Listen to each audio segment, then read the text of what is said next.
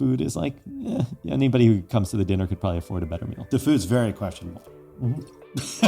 Imagine having an Olympic gold medalist, an Academy Award-winning actress, and a Nobel Prize-winning scientist all show up at your house to cook you dinner. That's the reality for my friend Jon Levy, and get this, it happens to him about once a week. He's a creator of a secret invite-only dinner club called the Influencers Dinner. And today, you're gonna hear the story of how he created it and how you might be able to get an invite. It's happening today on The Greatest Stories Never Told. So the dinner is called Influencers. The Influencers Dinner. The Influencers Dinner. You started it about a decade ago, so 2010 or something like that. Before the word influencer was a thing. Like, so back then, was it like MySpace influencers or Friendster influencers? Or I'm Friendster influencer. I love it. So for those of you who don't know what Friendster is, everybody, it's like one of the old school social networks. So how many followers do you think Justin Bieber would have on Friendster right now if it was around? That's so funny. Do you know what's amazing about Friendster? They didn't have followers. Oh, you actually had to be friends. It was like old school Facebook, where like so you might have more friends than Bieber on something like that. On MySpace, I bet I have more friends than Bieber.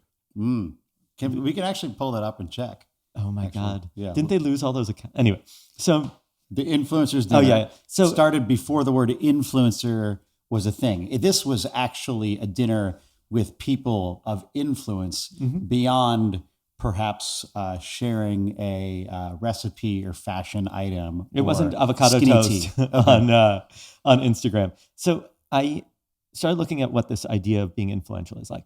Right? If I wanted to have this extraordinary life, I wanted to create a community of extraordinary people. And to do that, I need to understand could we even define somebody as extraordinary or influential. So I said, to be influential on an industry level, you have to have either thought leadership, right? Original ideas that impact the way we see it. Position, you are the president, CEO, CMO, something like that. Or you have previous success. So let's say you're Tom from MySpace. You sold MySpace. Or you sold DoubleClick to Google. It doesn't matter if you don't do anything else after. The fact that you had developed the skills to even do that means that you were influential in the industry. Yeah. Right? The skills don't just go away. And so I started getting really curious. What actually connects these people? Why are their lives different than ours? What makes their life or the way that they interact special?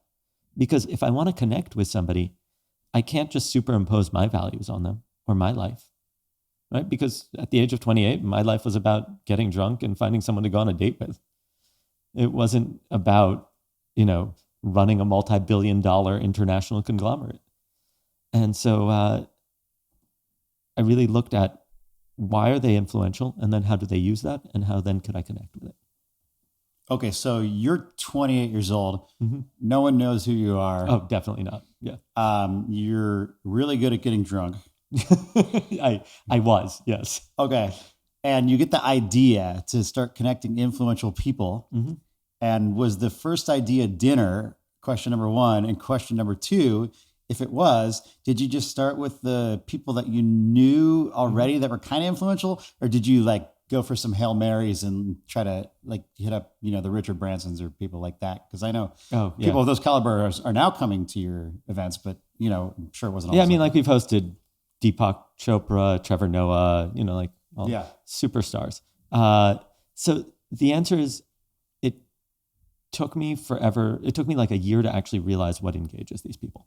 So if I were to ask you what their lives were like, you'd say, oh, they're super busy. Everybody's asking them for something.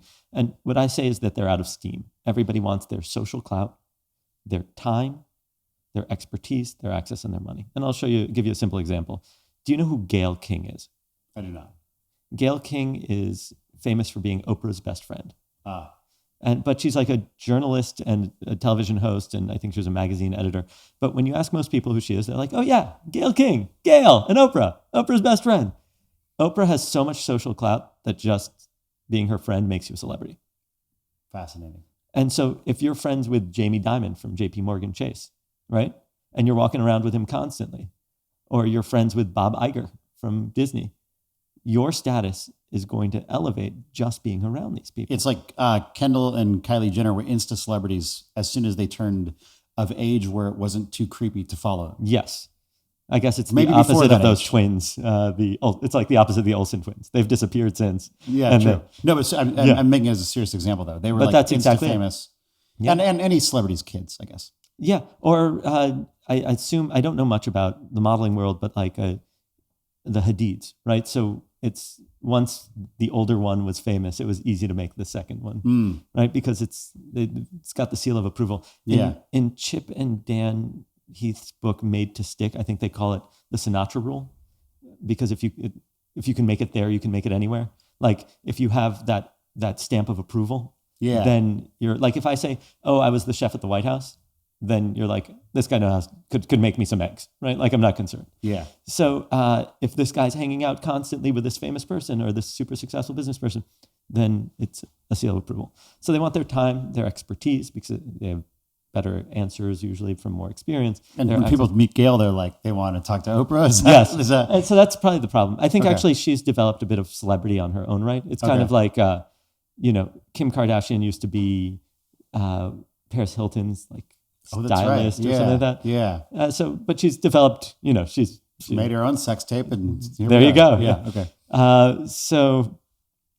But the question is, if people are always after something, right?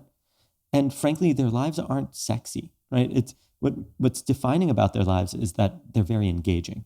So what you get to work on a daily basis is much more interesting to you because you get to direct your work than what you were working on probably 15 years ago. Sure. And so, but the fact that it's engaging is what makes it purposeful, right? Whereas most of their time is going to meetings, putting out fires, prepping for meetings, that kind of stuff. So how do you actually break through all that? And it's actually surprisingly simple, but none of us take any note of these things.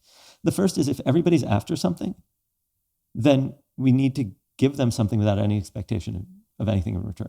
And if you look at research on generosity, which is done by Adam Grant, he asked, who's the most and least successful in our culture? The people who are givers, those who are generous, takers, those who are not, or matchers, those that mimic behavior. I give you something, you'll give me something back. Okay. And he said that the least successful are the givers. And then The least successful. yes. Fascinating. Okay. Who do you think the most successful are? The takers, because they don't give a fuck? I don't know. No, here's what's amazing. You're in luck because you're one of the most generous people I know. It's the givers. But So the givers are the most successful and the least successful. yes, and what separates the two are those that kind of know where to draw the line. So if you give so much that you don't get your own work done and you support everybody, but you're just not getting your stuff done, you'll fail. But if you could be generous and know where to draw the line, then the matchers will match back, the givers will give, and the takers tend not to be able to reach the very top because the matchers will gossip about them and kind of keep them down. Now, there are occasions, right? You'll see it from time to time, but mostly the people at the top tend to be in like caring positions, right? But here's the interesting thing. My objective isn't just to give you something because we tend to not value what we're given. Let's say we're at Sundance, right? We're hanging out. We go to a party, and at the end of the party, they give us a gift bag. What do you do with what's in the gift bag? Look through it, keep a few things, put the rest in The trash. the trash, Yeah. or to get to the house. Other roommates maybe they want. Yeah. And then the stuff that you do take, you're probably gifting to somebody else. Yeah, or it'll sit on my desk for many way too months long until my wife throws it away. Yeah, perfect. So, and why is that? Because you don't care about it, right? Right. Now, there's this really funny quirk about human beings. It's called the Ikea Effect. And it states that we disproportionately care about our Ikea furniture because we had to assemble it. So my objective is to give you an opportunity to invest effort into our relationship. Explain that a little. Sure. So there's this great story about Benjamin Franklin. Okay. He was running for some political office in Pennsylvania. It was like a secretary of some whatever it is. And he was running for re-election, and there was a famous not famous, a wealthy businessman who was opposing him and supporting his opponent. And he's like, damn it, I'm going to be totally screwed. His father had given him this advice years before, that a man who has done you a favor is more likely to do you another than one who has not. Mm. And so he, instead of being super nice to this guy, decides, I'm going to ask to borrow a very rare book from the man's book collection, right? So the guy has to go get the book, go out of his way, bring it to Franklin, obviously trust him enough to lend it to him, Yeah. and then collect it and so on. After he did that, the two became friends until the man passed away. Now, why is that? Well, research has shown that if I do something for you, I feel invested. You must be worthy as somebody, or I must view you as somebody worthy of investing effort into. So I'm thereby willing to invest more effort and care more. So People value what they work for. precisely. Yeah. And so my objective is to create an experience or something that's really generous. I'm not asking them to pay for anything. I'm not asking them to invest into anything. I'm not like this. I'm not pitching them anything, but I am going to make them work when they arrive. And so at the dinner, what we do is we have people cook dinner together. It's a communal act where they invest effort into one another for a total project. Wow. Is that something you thought about when you? It took me a long time to Okay. figure it out. So initially I was thinking like, oh, maybe I'll do a phone call or a team thing or whatever. And I was like, these important people don't need any of these things. And the reason is, which brings me to my second point, if somebody invites you to a casino-themed fundraiser, does that particularly excite you? No. No. Nobody wants to go to another one of those because they're done to death and they're bored. Yeah. So it's because there's no novelty. So our brain fundamentally responds to novelty and triggers a response that causes us to explore and understand. So the most influential people in the world, they've done everything, right? A party in Ibiza, ooh. Right. Let me ride a tiger there, then we'll talk, or something crazy, right? Yeah. So it fundamentally has to stand out. It has to be, and you know probably about a ton about this from your work, it has to be remarkable, right? It has to be something like that stands out so much that you'd want to talk about it. And so I needed to do something novel, something that fundamentally stood out, something that was generous, but actually caused them to invest effort.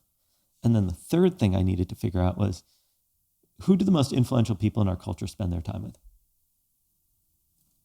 Other influential people and their families, maybe?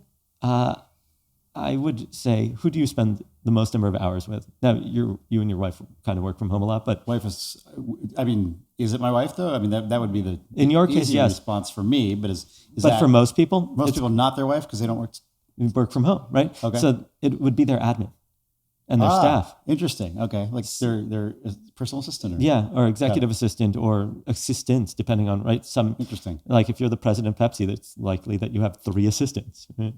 So so all of that means that they rarely actually get to spend time with influential people.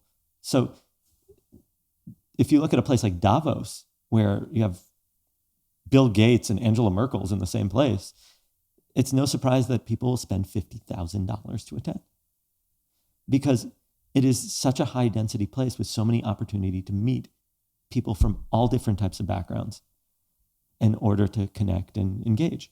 Or TED is like $10,000 to $25,000 to attend. It's, I think, upwards of 50 now if you're like going to be a super donor or whatever it is. But the point in all of that is that it's, if I could curate a novel experience where they invest effort, that's generous, that's well curated, I'd have my thing. Got it. Okay. And so for people who don't know, what happens at the influencer dinner is it 10 people or so show up? Yeah, 12 usually. And there are ingredients laid out on a kitchen counter. And Jon says, welcome to the influencer dinner. You state the rules. Can you just do the thing? Do the little thing? I mean, certain things I want to keep a little bit of a secret. Invited? But Okay. so I tell people, welcome to the dinner, and I have them guess which number it is. So tonight it's, don't give this away, it's 195. Wow. So we've hosted over 1,600 people. And I say, prepare for a really edible meal. We had a famous journalist who came to one of the dinners, and she said, I was expecting a phenomenal meal in decent company. I got the exact opposite. So you end up meeting people that you'll be friends with for years, but the food is like, anybody who comes to the dinner could probably afford a better meal. The food's very questionable. Mm-hmm. and the worst inside joke, because Sarah and I we have been and we're like, John, we got to get some like gluten-free tortillas up in this bitch, and we have to stop using onions at your house. Yes, because that's true. Yes. For those of you who don't know, I'm telling you now, if you really want to screw with Craig, just give him an onion. No, stop.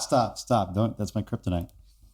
So we go through the spiel. Essentially, we have stations. People are set up at stations. We switch partners around. 2 people cooking at each station. Yeah. And you're not allowed to say what you do or your last name, right? Mm-hmm. Do I have that's the rules precisely correct? No, that's exactly it. Okay. So, and the objective is that, and why it's also novel is that people in this situation, either people have heard of them, or if you're the head of Netflix's original series, right, which has produced hundreds of series, they're used to their spiel, or everybody's like, oh my God, I love Stranger Things. Thank you so much for making it. And so or they start pitching them or something like that, right? Exactly. Yeah. That's exactly it. And so we wanted to eliminate any option for the standard conversation.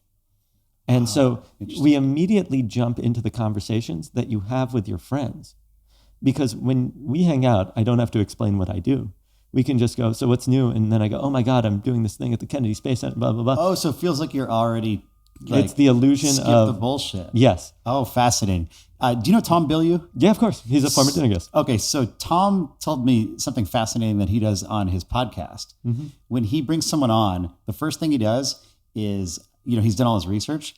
He takes their best story that's like their go-to, and he tells it himself. So they can't use that, yes. and they have to say original brilliant content. Thanks so much for watching. If you want to hear a story that's even wilder than that one, click here. You only have 5 seconds though. 5, 4, 3, 2, 1, go.